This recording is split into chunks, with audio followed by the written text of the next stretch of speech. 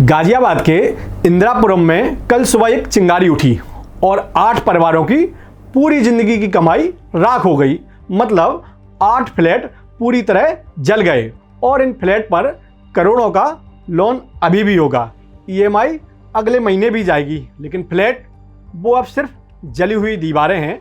और सबसे दर्दनाक बात यह है कि अगर एक छोटा सा काम किया होता तो शायद ये तबाही जैसी नहीं लगती। भले आपको कुछ दिन थोड़ी प्रॉब्लम होती, लेकिन ज़्यादा टेंशन नहीं लगती।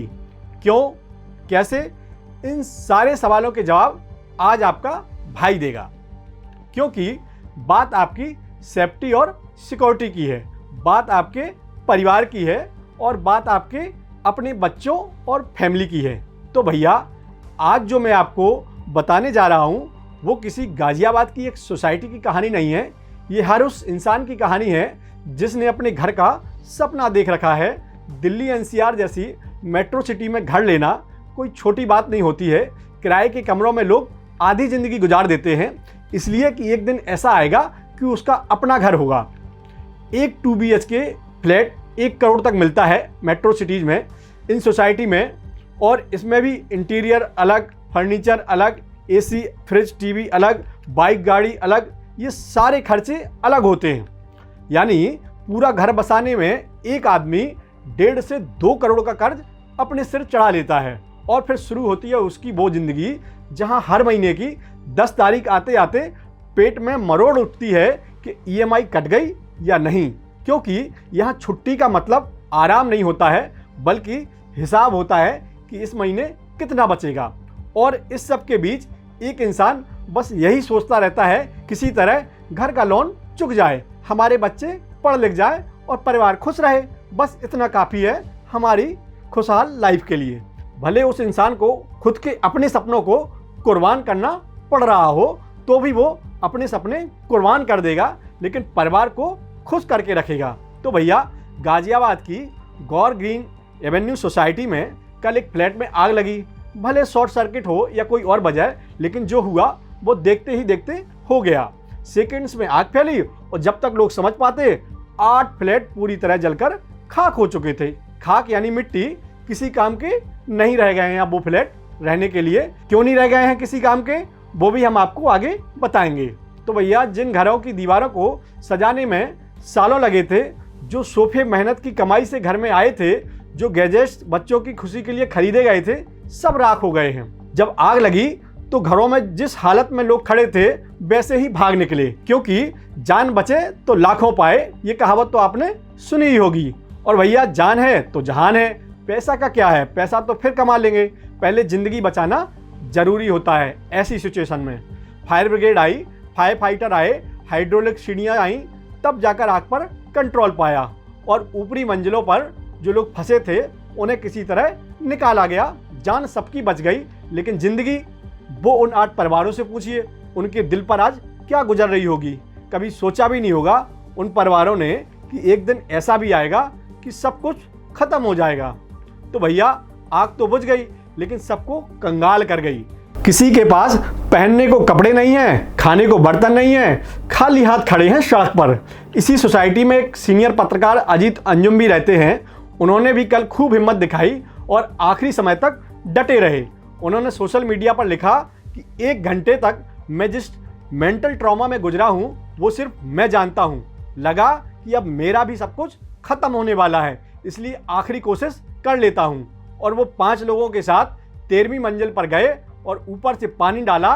उनका घर बच गया, लेकिन सामने वाले टावर के 8 परिवार, उनकी पूरी जिंदगी की पूंजी राख का ढेर बन गई। और ये सब सुनकर रूह कांप जाती है। और अब सोचिए, उन 8 परिवारों पर लोन है, EMI है और घर वो रहा नहीं अब, और आगे रहने लायक बचा भी नहीं है। सरिया जल गए होंगे, वो घर की मजबूती चली गई होगी, दीवार कमज़ोर हो गई होंगी, छत कमज़ोर हो गया होगा।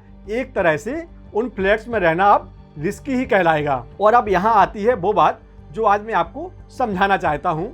अगर इन परिवारों ने होम इंश्योरेंस लिया होता, यानी घर का बीमा करवाया होता, तो आज शायद टेंशन ही नहीं रहती। होम इंश्योरेंस का मतलब ऐसे समझिए कि आप अपने घर के लिए सुरक्षा कवर खरीद रहे हैं। जैसे गाड़ी का बीमा होता है ना, एक्सीडेंट हो जाए तो बीमा कंपनी भरती है। वैसे ही घर का बीमा होता है।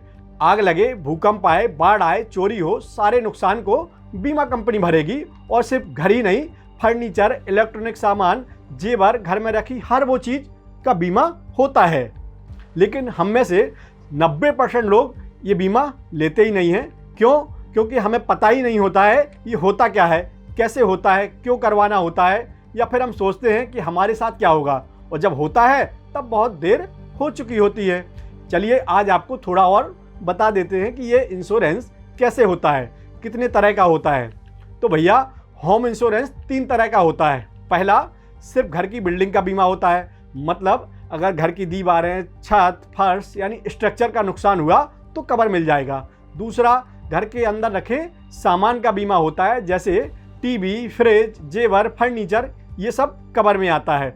और तीसरा, ये ऊपर वाले दोनों मिलाकर, यानी घर भी, सामान भी, सारा कुछ कवर में आ जाता है। IRDAI यानी बीमा नियामक संस्था की एक स्टैंडर्ड पॉलिसी भी है, जिसका नाम है भारत गृह रक्षा। इसमें घर और सामान दोनों कवर होते हैं और यह काफ़ी भरोसेमंद मानी जाती है। अब एक और ज़रूरी बात, अगर आपकी सोसाइटी का AOA यानी अपार्टमेंट ओनर्स एसोसिएशन ने पूरी सोसाइटी का बीमा करवा रखा है तो पहले वहाँ चेक करें। जैसे ग्रेटर नोएडा की एक सोसाइटी ने 2 से 10 करोड़ का बीमा करवाया था 2-3 साल पहले, और एक फ्लैट मालिक को साल में सिर्फ 50-60 रुपए देने पड़ते हैं। समझ लीजिए कि 50-60 रुपए का मतलब है 1 कप चाय की कीमत, उससे भी कम, और आपको साल भर का कवर मिल रहा है। और यहाँ हम अपनी तरफ से भी आपको एक बात कहेंगे, बैंक जब होम लोन देता है तो वो भी आपको इंश्योरेंस पॉलिसी भी थोप देता है, लेकिन वो पॉलिसी बैंक के लोन की सुरक्षा के लिए होती है, आपके घर की नहीं। इसलिए नया घर ले रहे हैं तो थोड़ा सावधान रहा कीजिए, क्योंकि उस पॉलिसी का प्रीमियम वो आपके लोन में जोड़ देता है, जिस पर आप ब्याज भरते हैं पूरे समय। तो बेहतर है कि अलग से होम इंश्योरेंस खरीदें। इसके लिए मार्केट से तुलना करें और अपनी ज़रूरत के हिसाब से पॉलिसी चुन लें। क्योंकि मैं यहाँ किसी कंपनी का प्रचार नहीं कर रहा हूँ, मैं सिर्फ आपके भाई के नाते आपको ऐसे किसी सिचुएशन से निकलने में मदद का एक ऑप्शन दे रहा हूँ। भगवान करे कभी किसी को ऐसा दिन देखने को ना मिले, फिर भी अलर्ट रहना जरूरी है। जिंदगी का और समय का कोई भरोसा नहीं होता है। तो भैया, आज की बात बड़ी सीधी सी है। आपने अपने घर के लिए अपनी पूरी जिंदगी खपाई है, EMI भरते हो, रातों रात जागते हो, अपने सपने कुर्बान करते हो, सिर्फ इसलिए कि परिवार खुश रहे। लेकिन अगर एक दिन चिंगारी सब ले जाए और होम इंश्योरेंस नहीं है तो EMI भी भरनी पड़ेगी और लोन भी बना रहेगा।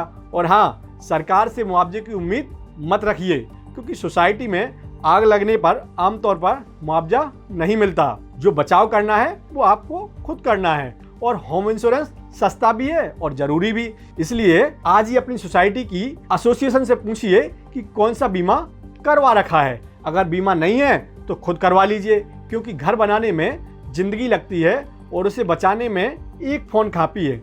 आज ही फ़ोन उठाइए और बीमा करिए, क्योंकि आपदा हो या आग किसी का इंतजार नहीं करती।